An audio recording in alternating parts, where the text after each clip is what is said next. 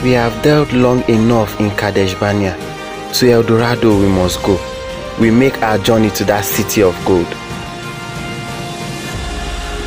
Travelers bundle their luggage. Pullovers, flashlights, raincoats, map and compass.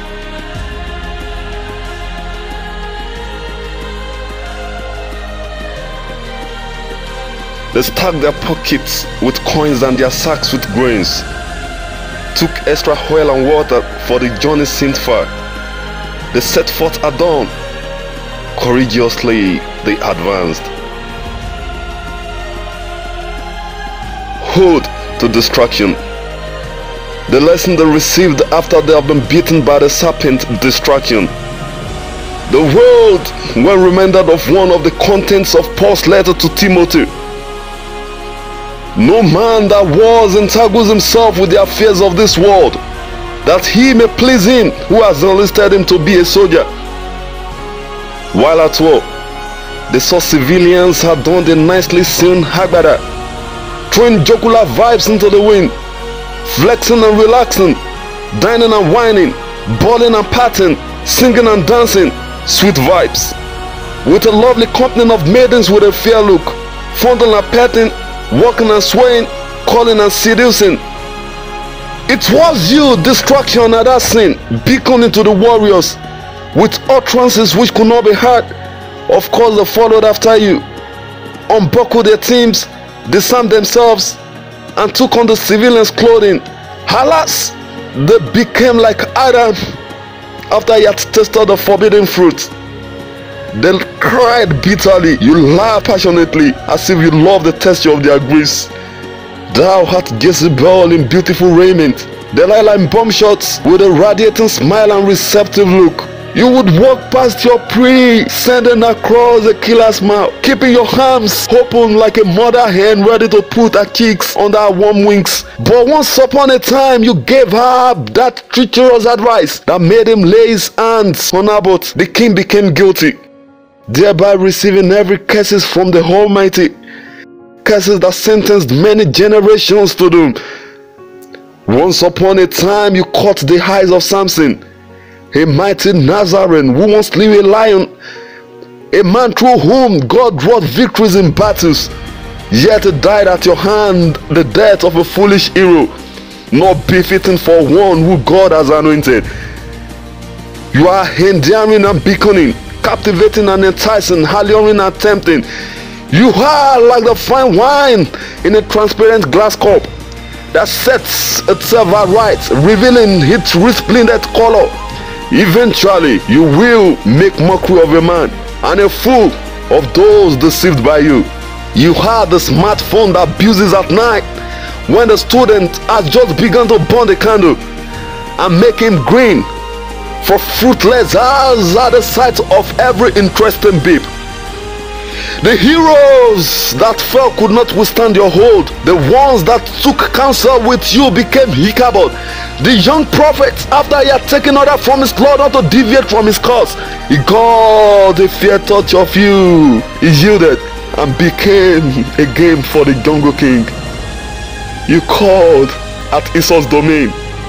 For a morsel of meat he sold his birthright. Afterward, when he would have inherited the blessings, he was rejected. Though he sought it carefully with tears, he found it not. A wink from you caught the eyes of Lot's wife when her salvation was already concluded. Yet she looked back and became a pillar of salt today. Dinah had her own share of your evil attraction. It is a triple lamentable tragedy that a stain of significance was found on the bedspread of an uncircumcised Evite. For a very brief moment, a moment so minute, you disconnected Eutychus from the source and slept the sleep of death. Balaam, Saul, Judas Iscariot, Ananias, Sapphira, Demas, to mention but a few, were all caught off the source by your machination.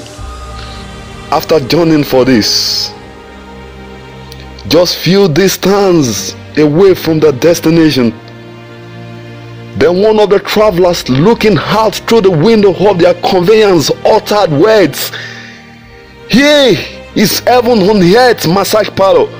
Come have a taste of Eden." Interrupted by another, "Yeah, we should have a taste of their good stuffs, wine and meat. We should kiss these pretty daughters of Eve. We should party with these handsome sons of the land." We continue our journey when the morning breaks forth. Sounded interesting to the travelers, but those were vivid inscriptions etched on the wall of a building along the road. And it reads, "Here is heaven on earth massage parlor. Come have a taste of Eden."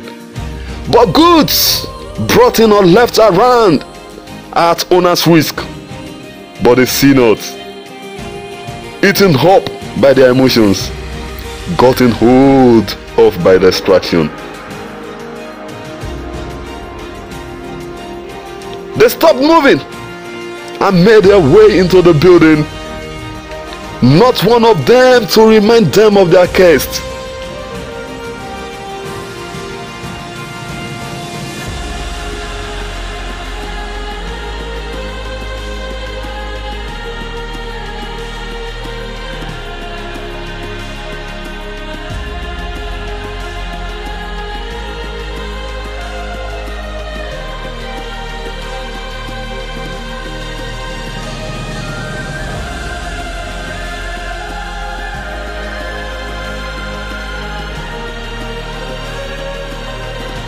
Alas, when they woke up on the morrow, their hosts and hostesses were gone. Each looked for his or her luggage, but it's far gone.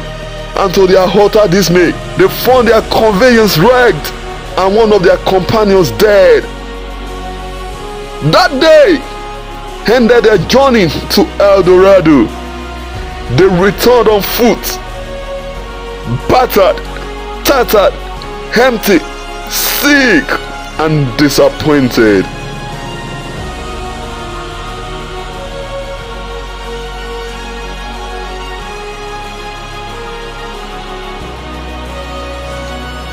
The Savior who found them in the cold night told them these lessons. You are on this journey to El Dorado. Heaven on earth massage parlor is located somewhere along the road. Its signpost is made with neon signs beaming beautiful and calling. When you see it and it looks like distraction, then it is distraction. But if it does not look like it, then it is distraction hidden behind a facade. If you perceive it and it smells like distraction, then it is distraction. If it does not smell like it, it is distraction wearing perfume.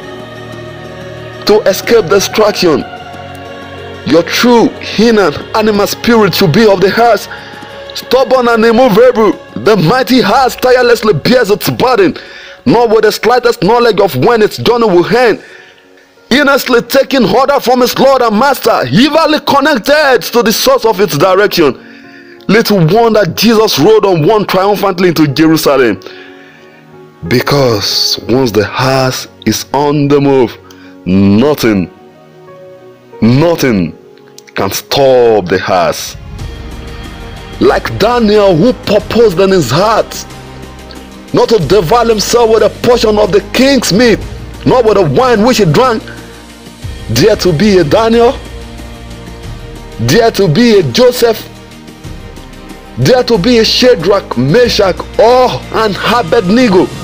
Dare to stand alone, dare to have a purpose firm, and dare to make it known. Be an ass for your calling, be an ass for your career, be an ass for your pursuit. You and I should be the mightiest ass our generations have ever seen. Stay connected.